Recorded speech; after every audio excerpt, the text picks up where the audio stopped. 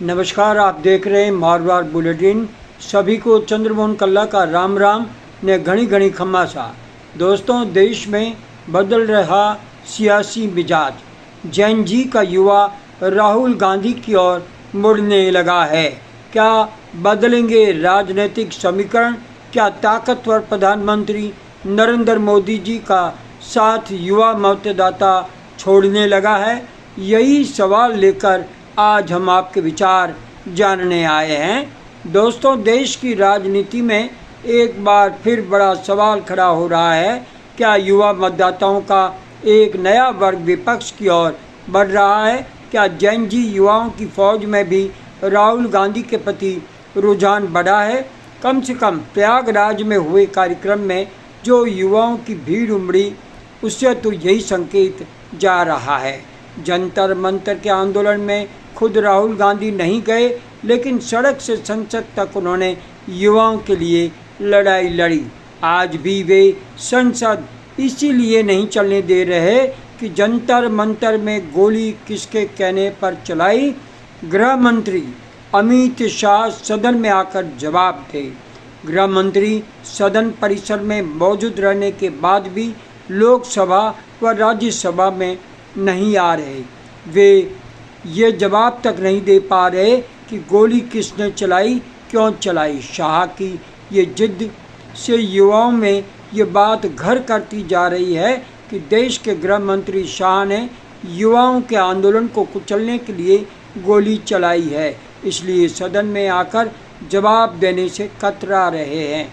इसलिए भाजपा का vote bank युवाओं को भाजपा से दूर और राहुल गांधी से उम्मीद लगाने लगा दिखता है। वे सत्ता में आते हैं तो युवाओं की समस्याएं दूर कर सकते हैं, ऐसा आभास युवा करने लगे हैं राहुल गांधी के प्रति। ये भी तय है अगले साल 7 राज्यों यूपी, गुजरात, पंजाब, उत्तराखंड, हिमाचल प्रदेश, मणिपुर और गोवा में विधानसभा चुनाव है, जहां जैन जी निर्णायक भूमिका निभाने को उतावला दिखाई दे रहा है।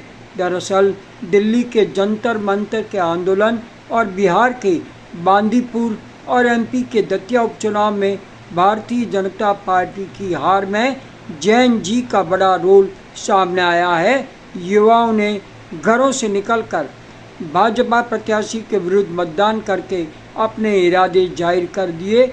जहां अब चुनाव होने हैं, उन राज्यों में करीब 22% मतदाता जैन जी यानी युवा हैं। यानी ये 18 से 29 वर्ष आयु वर्ग के युवा मतदाता हैं जो कुछ भी कर सकते हैं। ये vote bank Bharatiya Janata party का माना जाता है, जो अब खिसकता है तो भाजपा को इन राज्यों से सत्ता से बाहर फेंक सकता है। इसी तरह देश की राजनीति में भी अब धर्म जाति आधारित राजनीति कर वोट लेने की परिपाटी बदलती जा रही है। युवाओं का नया वर्ग तेजी से बढ़ रहा है, जो भी भारतीय जनता पार्टी के सत्ता में आने से रोकने का प्रबल विरोधी बनता जा रहा है। वे युवाओं का झुंड राहुल गांधी की ओर टकटकी लगाए देखते सहज ही देखा जा सकता है। जो उनके प्रति अविश्वास था, अब विश्वास में बदलने लगा है। पिछले कुछ वर्षों में भारतीय राजनीति में युवा मतदाता सबसे महत्वपूर्ण राजनीतिक शक्ति बनकर उभरा है। सोशल मीडिया, रोजगार, शिक्षा, महंगाई, व्यापार और भविष्य की राजनीति जैसे मुद्दों पर युवा अपनी राजनीतिक पसंद को लेकर पहले से ज़्यादा मुखर दिखाई देता है। इसी बीच राहुल गांधी की राजनीति का फोकस भी युवाओं, रोजगार, सामाजिक न्याय और संविधान जैसे मुद्दों पर लगातार रहा है। प्रयागराज में भारतीय जनता पार्टी की सरकार ने कई रोड़े अटकाए, लेकिन राहुल का कार्यक्रम हुआ और सफल कार्यक्रम हुआ। लाखों युवाओं ने उन्हें सुना, उनके प्रति विश्वास जताया। दूसरी ओर भाजपा लंबे समय से युवा मतदाताओं के बीच मजबूत संगठन और प्रधानमंत्री नरेंद्र मोदी की लोकप्रियता को अपनी बड़ी राजनीतिक ताकत मानती रही है, लेकिन अब बदलते घटनाक्रम में विपक्ष युवाओं के बीच अपना प्रभाव लगातार बढ़ाने में सफल हो रहा है और अलग अलग सामाजिक समूहों में अपनी स्वीकार्यता बढ़ा रहा है, तो भाजपा के सामने चुनौती सिर्फ विपक्ष से मुकाबले की नहीं बल्कि अपने पारंपरिक समर्थन आधार को बनाए रखने की भी होगी। यूँ देखा जाए तो राहुल गांधी के पीछे युवाओं का राजनीतिक आकर्षण यदि वास्तविक वोट बैंक में बदलता है तो कांग्रेस को भी इसे संगठन, बूथ स्तर की मजबूती और स्थानीय नेतृत्व के साथ जोड़ना होगा।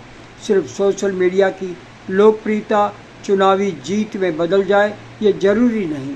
वहीं युवाओं का सड़कों पर उतरकर सरकार से दो दो हाथ करने से ये सवाल भी उठ खड़े हुए हैं, क्या देश का युवा मतदाता 2029 की राजनीति के लिए नया राजनीतिक संदेश देने को तैयार खड़ा है।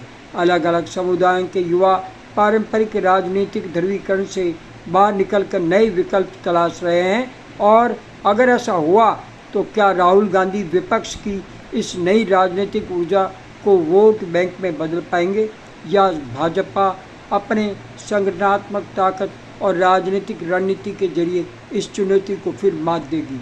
फिलहाल तस्वीर पूरी तरह बदल रही है, लेकिन इतना जरूर है कि भारतीय राजनीति में युवा मतदाता आने वाले चुनावों का सबसे बड़ा निर्णायक हथियार बन सकता है।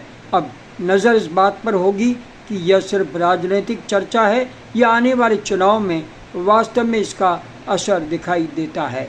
दोस्तों, आपको हमें आर्थिक संबल देने के लिए हमारे चैनल को सब्सक्राइब करना है, शेयर करना है और लाइक करना है। इसे करना ना भूलें। अब सुबह के सत्र के समाचार समाप्त करने की चंद्रमोहन कल्ला को अनुमति दीजिए। शाम फिर नए वीडियो के साथ हाजिर होंगे। जय हिंद, जय जय भारती।